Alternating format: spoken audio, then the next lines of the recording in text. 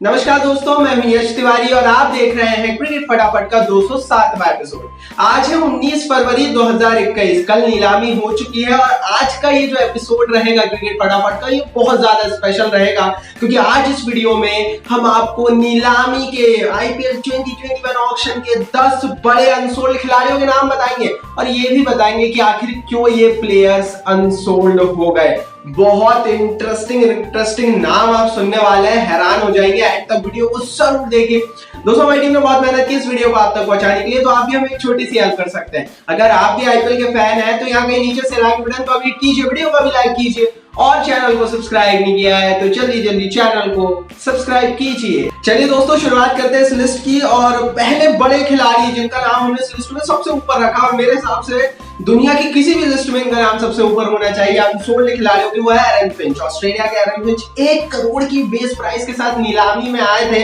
लेकिन किसी ने इनको भाव तक नहीं दिया। इनके बारे में कह लेना नीलामी में छू तक नहीं। और इसका सबसे बड़ा रीजन था भारत में इनका प्रदर्शन। दोस्तों, ये लगातार लगभग हर साल आईपीएल में अपनी टीमें बदलते हैं, अलग अलग टीमों का अनुभव है, उसके बाद भी नहीं चलते, इसीलिए टीमों को ये पसंद नहीं आ रहे थे। नंबर 1। नंबर 2, इनका प्रदर्शन आप देख पा रहे होंगे आईपीएल में 87 मैचों में अभी तक 2005 रन कर चुके हैं। ये 25 का इनका एवरेज रहता है। स्ट्राइक रेट 127 का है, जो कि इतना अच्छा नहीं है जितना आईपीएल लायक होना चाहिए। अब ये पीएसएल होती तो कुछ बात होती अलग, लेकिन क्योंकि आईपीएल था, एरन फिंच जैसे खिलाड़ी बड़े नाम नहीं बिके, रीजन बता दिया।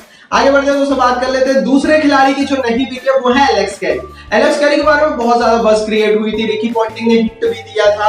1.5 करोड़ की बेस प्राइस में एलेक्स कैरी आए थे और इनके ऊपर भी किसी ने भाव नहीं दिया। इनके ऊपर भाव नहीं देने का कारण पिछले साल का प्रदर्शन था, जो कि काफी ज्यादा खराब रहा था।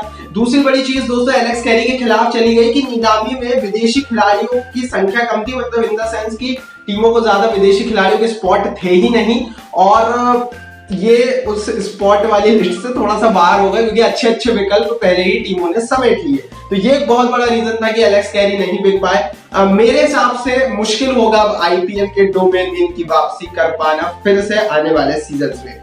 आगे बढ़ते हैं दोस्तों, तीसरे बड़े नामी प्लेयर जो कि नहीं बिक पाए, उनका नाम सुनने से पहले टेलीग्राम पर फॉलो कर लीजिए, क्योंकि टेलीग्राम पर पल पल की आईपीएल से जुड़ी हुई खबरें, अपडेट सबसे पहले हम फर्स्ट हैंड आपको दे देते हैं। टेलीग्राम पर जाइए, द रियल एमसीपी को सर्च कीजिए। लगभग 40-42 हजार लोग वहां हमारे परिवार का हिस्सा बन चुके हैं। आप भी बन जाइए, देर मत कीजिए, फटाफट टेलीग्राम पर परिवार को ज्वाइन कीजिए, न्यूज पाइए सबसे पहले। तीसरे खिलाड़ी दोस्तों शेल्डन कॉट्रियल है। वेस्ट इंडीज के शेल्डन कॉट्रियल पिछले साल तो 8-9 करोड़ में बिक गए थे। 1 करोड़ की बेस प्राइस के साथ इस साल ये नीलामी में उतरे थे। कहा तो बहुत कुछ गया था कि ये इतने में बिक जाएंगे, उतने में बिक जाएंगे, लेकिन बड़ी चीज इनके खिलाफ भी प्रदर्शन ही चला गया। पिछले साल 6 मैचों में 6 विकेट निकाले थे, 8.8 का इकोनॉमी रहा था।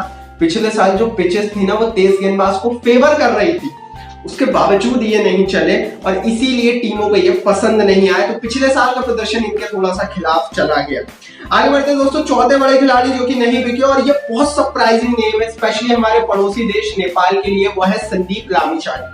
संदीप लामिछाने दोस्तों 40 लाख की बेस प्राइस के साथ नीलामी में आए थे और मैं जेन्युइनली चाहता था कि ये बिके। नेपाल से क्रिकेटर आने चाहिए थे, लेकिन इनके बिकने का नहीं बिकने का माफ कीजिए, जो सबसे बड़ा कारण था वो ग्रेजुअली प्रदर्शन खराब होता चला जाना। जब शुरू में आए थे ये आईपीएल में प्रदर्शन अच्छा था, गेंदबाज अच्छे थे, लेकिन जैसे जैसे समय बीतता गया, 9 मैचेस इन्होंने आईपीएल में खेले, सिर्फ 13 विकेट निकाल पाए, इकोनॉमी 8.3 का था। कोई बहुत बुरा आंकड़ा नहीं, लेकिन क्योंकि भारत में आईपीएल हो रहा है, भारत के पास पहले से इंडियन स्पिनर्स की भरमार इतनी है, कोई विदेशी स्पिनर्स की तरफ देख ही नहीं रहा था, इसीलिए भाई लामिछाने पर कोई बिडिंग नहीं लगी। दोस्तों, 5वें प्लेयर जो कि अनसोल्ड हो गए, नहीं बिक सके, बैरंग लौट गए वापस, वो है मुशफिकुर रहीम। अब भाई इनकी कहानी बड़ी अजीब है। पहले ये बोल रहे थे कि मैं तो नाम ही नहीं दूंगा क्योंकि मेरे को तो भाई 13 साल से कोई ने खरीदा नहीं है, ये मुशफिकुर रहीम का कहना था, बांग्लादेश के जो फुल कप्तान है। 1 करोड़ की बेस प्राइस से नीलामी में आ गए, कोई ने बोली नहीं लगाई। रीजन सेम है, बल्लेबाज पहले से ही विदेशी इतने भरे पड़े हुए हैं दुनिया में कि इनकी तरफ कोई देख ही नहीं रहा है। 13 साल पहले तो शायद बिक भी जाते, लेकिन अब तो खैर वो उम्र का भी तकाजा हो जाता है, तो ये भी एक बड़ा रीजन रहा। लेकिन बड़ी बात यह कि जब आपने पहले मना कर दिया था तो आपको नहीं आना था, अब आ गए थे तो एक बार और अनसोल्ड हो गए हैं, अगली बार से ध्यान रखेंगे। आगे बढ़ते हैं दोस्तों, 6वें खिलाड़ी जो कि नहीं बिके वो थे एलेक्स हेल्स। एलेक्स हेल्स एक बहुत बड़ा नाम है, ये हर साल नीलामी में अनसोल्ड लिस्ट में अपना नाम जगह बनाई लेते हैं। 1.5 करोड़ की बेस प्राइस के साथ एलेक्स हेल्स आए थे इंग्लैंड के और बिग बैश लीग अच्छा गया था तो उम्मीदें भी थी, लेकिन फिर वही बात है दोस्तों, हेल्स के साथ भरोसा उठ चुका है क्योंकि एलेक्स हेल्स ने 6 मैचेस अभी तक आईपीएल में खेल चुके हैं, पहले भी 148 रन किए, सिर्फ 24 का एवरेज और 125 का strike rate. As a opener IPL में इनका प्रदर्शन नहीं आया है, स्पिन के आगे संघर्षरत रहते हैं, इसीलिए टीमों ने इन्हें भाव नहीं दिया और ये सबसे बड़ा रीजन था कि ये नहीं बिके। और मेरे हिसाब से इसके आगे कोई बात होनी नहीं चाहिए कि अगले साल इन्हें नहीं आना चाहिए। दोस्तों 7वें खिलाड़ी जो कि अनसोल्ड हो गए, नीलामी में नहीं बिक सके, वो थे जेसन रॉय। अब भाई जेसन रॉय भी बहुत बड़ा नाम है इस लिस्ट में, क्योंकि जेसन रॉय वो खिलाड़ी है जो दूसरे देशों की लीग मरती है कि जेसन रॉय आ जाए हमारे पास, जेसन रॉय नहीं जाते, लेकिन यहाँ भारत में आईपीएल के लिए उन्होंने नाम दिया, 2 करोड़ रुपए की बेस प्राइस में दे दिया। इनकी बेस प्राइस मेरे हिसाब से अगर 20 लाख या 40 लाख होती तो शायद टीमें बेस प्राइस पर इन्हें खरीद लेती, लेकिन 2 करोड़ में कोई इन्हें भाव नहीं देने वाला है क्योंकि प्रदर्शन वो गवाही देता नहीं है। 8 मैचेस में इन्होंने 179 रन किए हैं, 29.8 का इनका एवरेज रहा है और 133 का स्ट्राइक रेट रहा है। इस प्रदर्शन के बाद डेफिनेटली नो रहेगी हर टीम की तरफ से जेसन रॉय के लिए भी। इनके साथ एक दिक्कत ये और है कि ये आईपीएल में आते हैं, कुछ मैचेस खेलते हैं, कुछ ना कुछ कारण देते हैं, वापस चले जाते हैं और यही टीमों को पसंद नहीं है। टीम क्यों अपना पैसा खराब करेगी इस तरह के प्लेयर के लिए, and that is the reason कि ये नहीं बिक पाए।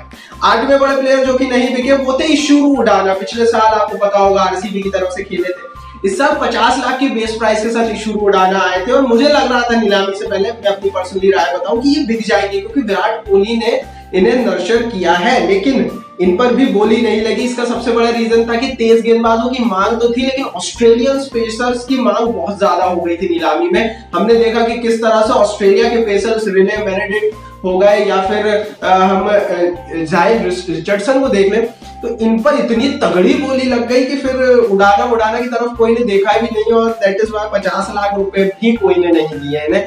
पिछले साल का प्रदर्शन भी कोई बहुत अच्छा नहीं था, 10 मैच में 8 विकेट झटके थे, बहुत महंगे साबित हुए थे, ये भी एक कारण है। आगे बढ़ते हैं दोस्तों, 9वें प्लेयर जो कि नहीं बिके, बड़े अनसोल्ड प्लेयर हम इन्हें भी कह सकते हैं, वो है कार्लोस ब्रैथवेट।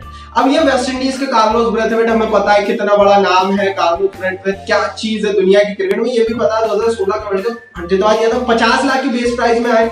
दोस्तों आईपीएल में 16 मैचेस खेले अभी तक इन्होंने, 181 रन कर चुके हैं, एवरेज 13 का है और 13 बार विकेट भी झटके हैं। तो एक ओवरऑल ऑलराउंडर के रूप में आईपीएल मतलब भारत की धरती पर ये नहीं चले और यही रीजन है कि टीमें इनके प्रदर्शन को देखते हुए इन पर बोली नहीं लगा रही। और लंबे समय से मैंने तो कार्लोस ब्रैथवेट को इंटरनेशनल पिक्चर में भी नहीं देखा, बहुत कम देखते हैं आज, और वैसे भी इंटरनेशनल मैचेस अभी शुरू हुए।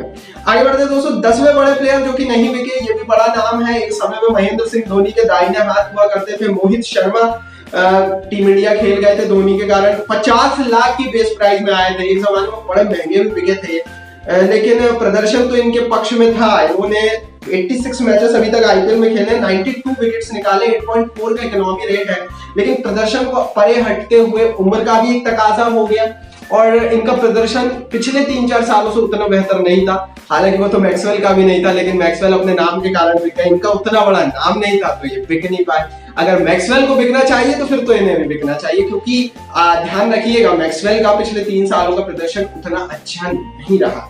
तो दोस्तों ये तो थे वो 10 बड़े प्लेयर जो कि अनसोल्ड हो गए, नीलामी में इन्हें खरीदारी नहीं मिला। और आज क्रिकेट फटाफट के एक्सक्लूसिव एपिसोड्स में हमने इन सारे प्लेयर्स के नाम बताए। कमेंट बॉक्स में आप जरूर बताइए आपके हिसाब से इनमें से कौन से प्लेयर को बिकना चाहिए तो कौन से को नहीं। यूट्यूब ने कमेंट बॉक्स आपके लिए दिया है, तो कमेंट जरूर कीजिए, इस वीडियो को लाइक और शेयर जरूर कीजिए अपने दोस्तों के साथ और चैनल को सब्सक्राइब कर बेल आइकन को जरूर दबाइए।